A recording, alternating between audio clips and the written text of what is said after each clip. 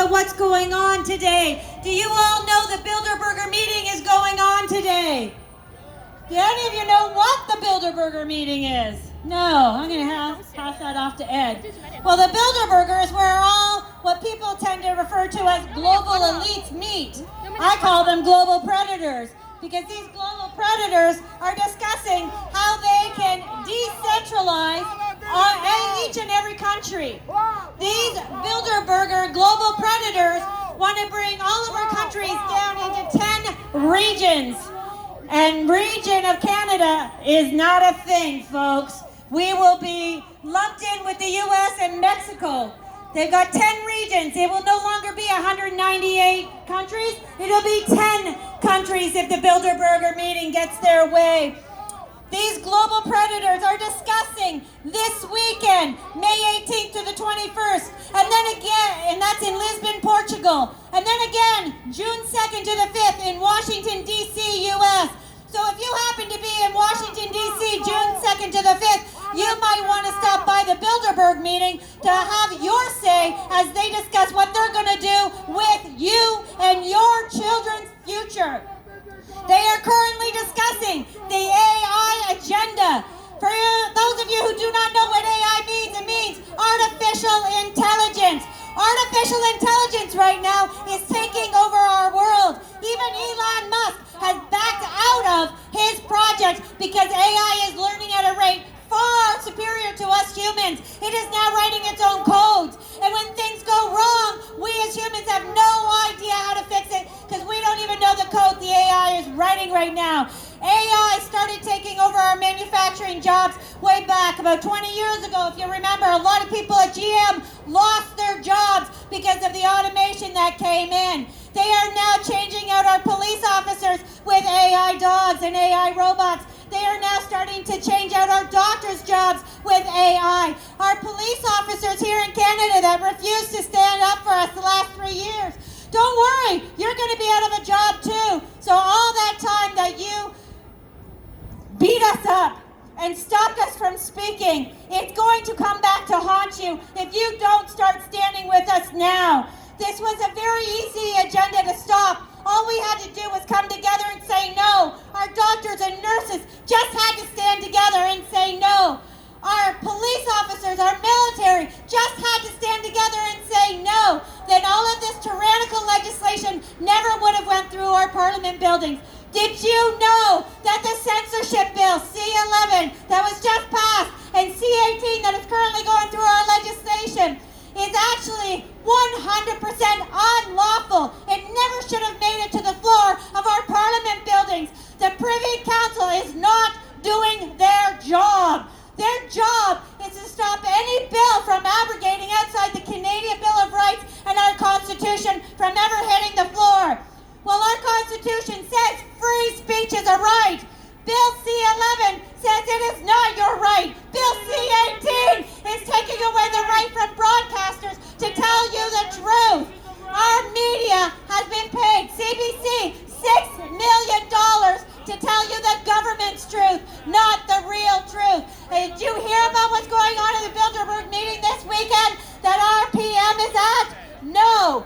CBC is not telling you that they are talking about our banking system and disrupting the global financial system. They are not telling you that they are talking about AI. They are not telling you that they are talking about industrial policy and trade. And they are not telling you that they are talking about BRICS. Do you know why Russia, Ukraine, and Europe and India is on the Bilderberg agenda? It's because they are part of BRICS. And BRICS, if you did not know this, are 5 of the countries that did not have a single food processing plant go down in flames or an accident or have their workers laid off. Did you know over 700 food processing plants in the last 3 years have been hit by planes, gone up in flames, or had their workers terminated? Do you know where the majority of those are? Over 600 of those are right here in North America. They are starving us out. Those who own the food own the people. Those who own the money control the people. This is what the Bilderbergers are talking about right now. Have a look at your grocery store shelves. They're almost empty. Have a look at how many pork and beef food processing plants have gone down. Did you know in Alberta, Cargill is run in Alberta, processes 42% of our meat. Did you know that? Have you ever thought to ask why the price of beef has skyrocketed in the last year? It's because Cargill has laid off all their employees. 42% of our meat is processed in Cargill, in Alberta. When our cow producers cannot process their meat, we don't get it on our grocery shelves. Do you know there's a 2-year waiting list for our beef producers to have their cows processed? 2 years! Did you know that over 3 million hogs were taken out this year of our industry? 3 million hogs! Again, Olymel owns 42% of those plants right here in Canada. Our hog producers have nowhere that they can get their hogs processed. If you think groceries are going to be affordable in the next year, think again. They're already unaffordable. And yet, I don't see many people standing up. The Bilderberger people are hitting our choke points, people. They own our ports. They own our food processing plants. They own the majority of our farmland. China, for the last 2 years, if you've been watching the stock market at all, you'll see that they have been stockpiling grain and rice. Have you ever stopped to ask why? And why is our government not stockpiling rice and grains? And why is our government shutting down and putting quotas on our dairy producers, on our beef producers, on our chicken producers? Why? We have people starving, and our government is doing nothing about it. Instead, they're spending millions of dollars meeting in Portugal with the rest of the global predators, part of Bilderberger, discussing how they can starve us out further. Discussing how they can break the decentralization of our financial system so that they can force us all into a central system. I'm sure some of you out there have heard of the central digitalized banking credit system. If you don't know what it is, please research it. It has to do with the digital ID that our government is also pushing. Right. If you don't know what digital ID is, have a look at what's going on in China. Ask them how they pay for their goods. It's facial recognition, and that facial recognition says yes or no whether you can buy that piece of gum based on whether you've been a good citizen or not, based on whether you spoke out against the government or not. Do you know they don't have access to the internet like we do? In order to get information out, they have to buy VPNs and go around their government-owned internet. Did you know our government right now, or actually a year ago, they signed an agreement agreeing that digital ID would be necessary for you to access your cell phone or internet connections. And if you don't believe me, ask the 9.6 million Nigerians that woke up without cell phone service last September. They didn't believe it either. Freedom is disappearing. And did you all know that our government, as we were starving, as we were locked down, as our small businesses were put out of business, did you know in that time frame, 2020 to 2022, our government gave Rogers Telecommunications almost $300 million. But they don't say what that was for. All it says in brackets is SWIFT. Do you know what SWIFT is? That's our banking system. Do you think maybe our government, while we were starving, while we were struggling, while our grocery prices were skyrocketing, while we were losing jobs, while our kids were locked out of education, do you not think that our government was spending our hard-earned tax money, giving it to Rogers to build the infrastructure, to build the banking system that is going to control how you spend your money? One centralized banking system is going to tell you when you can eat meat, when you can put gas in your car, where you can go to school, and how far you're allowed to travel. These 15-minute cities that they've been talking about is part of that banking system. It's part of that digital ID that's coming down. It's part of Bill S-233 that they are talking about right now in our Senate. It has passed second reading in our Senate. It is now being discussed at third reading. Bill S-233 is called the Guaranteed Livable Basic Income. They know how much you need to survive because they just did an experiment on you when they locked you down and they gave you the bonuses to stay home, that $500 a week. And then they dropped it to $300 a week. And guess what? People still didn't go back to work. So the government knows exactly how much they can afford to give you in that guaranteed livable basic income to keep you home and out of your jobs. That's part of Bill S-233. Bill S-233 is giving our Minister of Finance, Chrystia Freeland, who, by the way, is a Nazi, trace her lineage, she is a Nazi. She's going to be the one in charge of whether you get that guaranteed livable basic income or not. And she's going to base it on what you've been saying, how you've been living your life, what you've been doing, where you've been traveling, how many times you got in your car. That's what she's going to base it on, and how many vaccines you took. Because that framework says she's allowed to build the rules based on your health, based on climate, based on your socioeconomic status. What does that mean?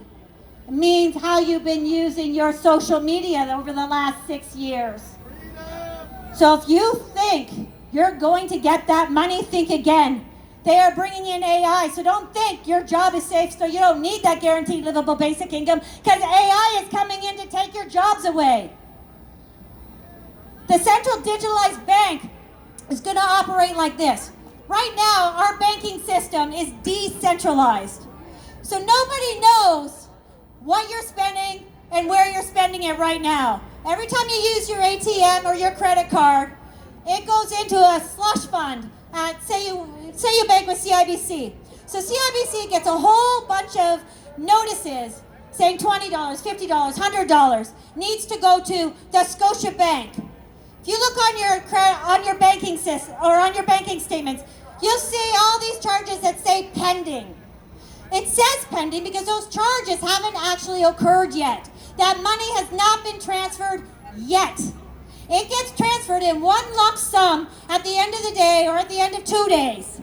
So what happens is CIBC will go, oh, we now owe Scotiabank $1 million because 1 million businesses bank with Scotiabank and 1 million people or $1 million worth of business went to them. So we're going to take $1 million from CIBC and send it to Scotiabank.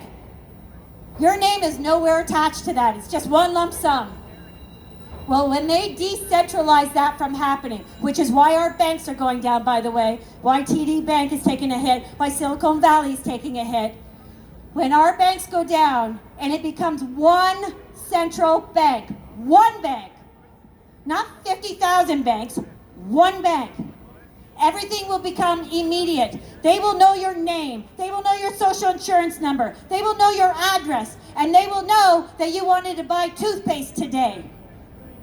And based on your social credit score, because that's what it's going to depend on, will depend on whether the government, who owns the banking systems, these global predators that own this banking system, it will depend on whether you've been a good girl or a bad girl in their books, whether you can buy toothpaste anymore. And you know what? They're doing this in China, so don't say it isn't happening, because it is. In China, it's all by facial recognition. They walk up, they look in the mirror or in the teleprompter, and you'll see them in the Walmarts if you shop in Walmart. They've all got the video things already set up because they have to put the infrastructure in before they can bring in the infrastructure, right? So the Chinese look in the video camera and it tells the cashier whether to let them have that gum or not. And actually, Amazon stores, they don't even have cashiers. You scan your little card to go in, and as you pick things up off the shelf, it scans whether you can buy it or not, and then lets you walk out. Have you noticed how many stores are putting up the gates in their front entrances? No longer is there just a door to go in. You now have gates you also have to walk through. And the little black sensors going above every little freezer door in the grocery store. Those sensors are so that they will know whether you can buy that tub of ice cream today or not, whether you can pick up that milk that your babies need or not, based on whether you've been a good girl or boy, based on whether you've said something nasty about the government in the last 6-10 years. If you think this isn't coming, think again. Bill S-233 will guarantee it. Bill C-11, censorship bill, is going to guarantee it. Bill C-18, censorship bill for broadcasters, is going to guarantee it. Bill S-233 is going to guarantee it. And not only that, Bill S-233 is going to mandate your vaccines. Your health status will depend on whether you get your guaranteed livable basic income or not. So all of you who held out these last 3 years and said no, you may not be able to hold out and say no anymore. And I keep hearing everybody saying, what is the solution? You are the solution! You need to say no! You need to stand up and say no!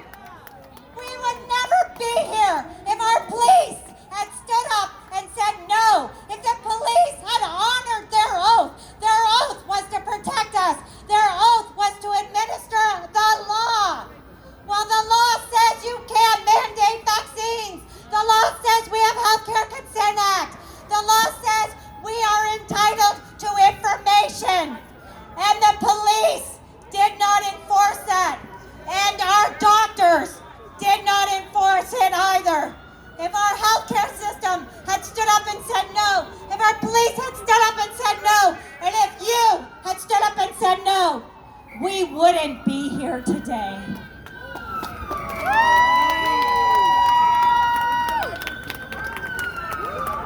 It's okay. It's turning the other way, guys. We're good. We're good. How many of you are vaccine injured or think you might be? Or don't even know what that is because your doctor didn't tell you?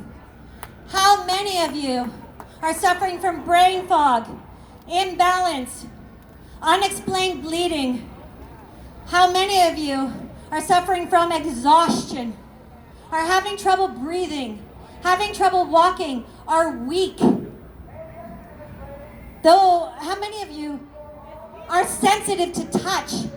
Your loved ones can't even touch you, hold your hand. Those are vaccine injuries. Your doctors are afraid to tell you this because their licenses are being pulled. The doctors who have been courageous the last 3 years in speaking out and telling you this have all had their licenses being pulled. They are being pulled in front of the CPSO and their livelihoods are being taken away from them. Why are they being truthful to you?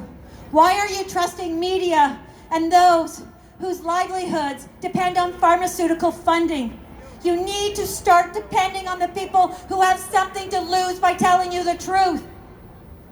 Dr. Byron Bridle, Dr. Mark Trozzi, Dr. Stephen Malthouse, Dr. Paul Alexander, Dr. Charles Hoff, Dr. Shoemaker. These people have lost their jobs, they've lost their homes, standing up, fighting for you. Dr. Crystal Lichkow was in front of the CPSO yesterday because they were trying to take her license away because she said, fuck you, I'm treating the vaccine injured. We need to stand up for these doctors who stood up for you, who gave up everything for you. And you as business owners, never again ask for a vaccine passport. Never again shut your doors. What were you thinking? You became entrepreneurs for a reason. Start living your dream and start doing what is right. And that is free will. As long as you're not hurting anybody physically, you're okay. And nobody got hurt. Yeah, the vulnerable died. And you know what the average age is that died of COVID? 86. You know what the average lifespan is? 82! It did not affect us. Stop listening to the government, who not only got paid the last 3 years, but gave themselves raises the last 3 years, and decided not to provide you with any proof as they locked you down. Decided not to have open debate in our legislature and in our House of Commons as they took away your right to an education and a job.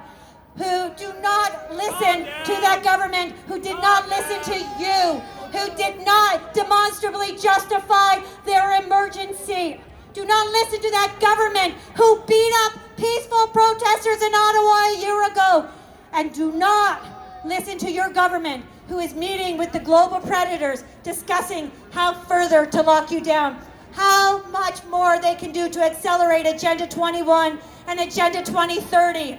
I urge all of you, Google Agenda 21, Google Agenda 23, and when you're done with that, look up what it takes to manufacture solar panels and wind turbines, because the lithium batteries take so much oil and gas to make, and guess what happens when they stop working?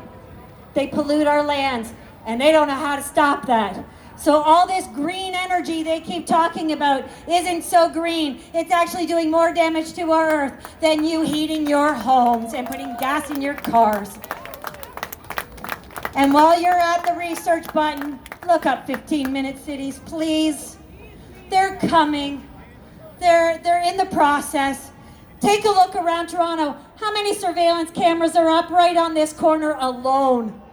How many? 1, 2, 3, 4, 5. 5 surveillance cameras on this corner alone. Start looking at the 401. Every single ramp has a surveillance camera on it. Why? Nobody's stealing anything from anybody on the 401. Why is there surveillance cameras there? They are not necessarily going to build walls to keep you in the 15-minute city, but boy, oh boy, they're going to find your ass if you go outside of it, because those surveillance cameras are going to immediately debit your centralized bank account, and you won't have a say about it. Right now, you can still go to court and fight your fines. When that central bank system comes into effect, you won't be able to go to court and fight any fines. The government's just going to take it from you, and it's going to take it based on those cameras that are set up. And if you don't believe me, Google the UK. Their ministers just came out and said, oh, we're not going to put up gates. We're just going to fine you immediately with all our surveillance cameras. That's how we're going to keep you in the 15-minute cities. But don't worry, we're going to allow you to apply for permits. 100 permits each year to leave your 15-minute city. And it's not 15 minutes by cars, folks. It's 15 minutes by walking and bicycles. Ask yourself why the city of Toronto has taken out car lanes when the traffic is already so horrible to put in bicycle lanes. Yes. It's not for the bicyclist's safety. It's to keep you locked in and stop you from driving your cars. Be so frustrated and angry that you stop. And did you know that the government has instituted that by 2030, manufacturers of vehicles are no longer allowed to manufacture gas vehicles. It'll be electric only. Have a look around at how many electric gas stations there are. Have a look around to see where they are.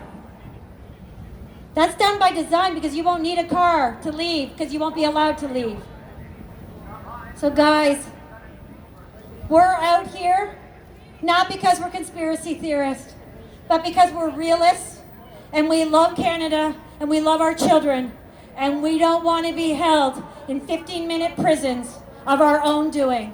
So we are here educating you and recruiting you to action, to stand up and say no. The next time the government demands something of you, you say no.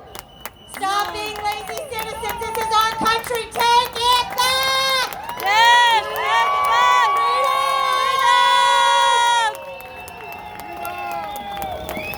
Freedom! There's a lot of new people listening right now, and I'm very happy that you heard her. This is Jody Ledgerwood. She is a gem. She's dedicated like every single one of you.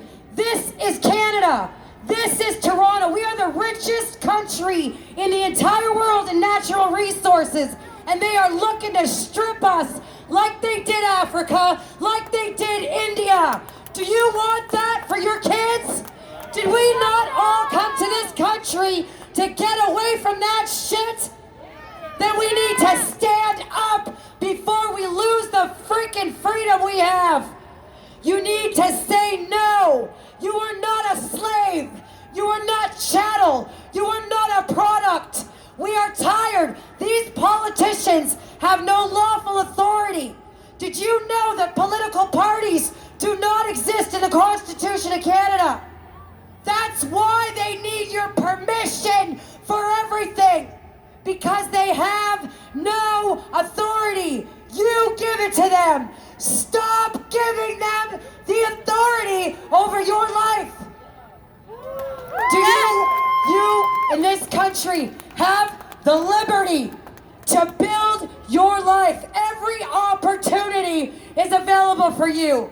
When it comes to the mayors that are running right now, I want to tell you, Mark Saunders, the black ex-chief of police, is hated by our Muslim communities because he ordered police to stalk Muslims racially.